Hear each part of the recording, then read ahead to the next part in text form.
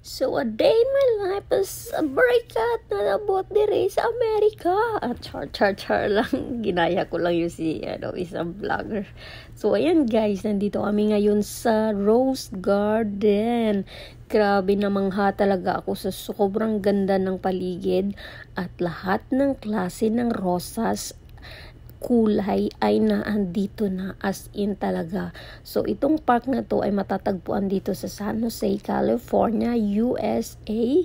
So ito guys ay isang park siya, medyo malapit lang siya sa amin. Hindi lang medyo, malapit lang talaga siya sa amin. So na-search ko siya at pinuntahan namin. So marami pong tao ang pumunta dyan. So mostly yung mga kinakasal, dito sila nagpiprint photos. So kung alam ko lang dati dito kami nagpicture char.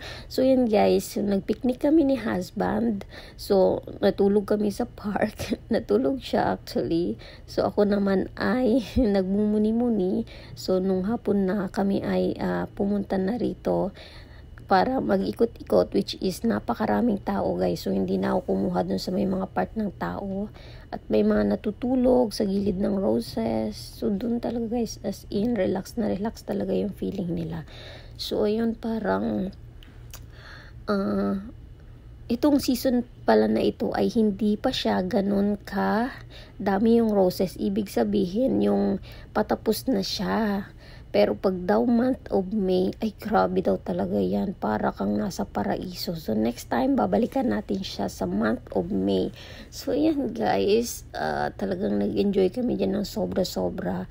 Kasi kahit si husband ay first time niyang makapunta dito, kahit ang tagal-tagal na niya dito, diba? Ako ang nagsasearch para makaikot-ikot kami kung saan-saang tourist attraction na pwede naming puntahan. So yan guys, grabe talaga yung blessings ni Lord, no? Ito yung kanyang mga creations na talagang napakaganda, napakaparaiso. So dito, syempre, andyan nga guys, no, pwede akong magpitas-pitas ng mga flowers at tapon-tapon ba yung para magpicture-picture. So yan, nakita nyo naman, grabe talaga diba yung rose, parang non-stop yung flower niya. What more sa month of May talaga and June. So tignan natin next time guys. So ayan guys, enjoy watching. So ayan lang, nag-enjoy lang talaga ako dyan na ikutin yung buong Rose Garden.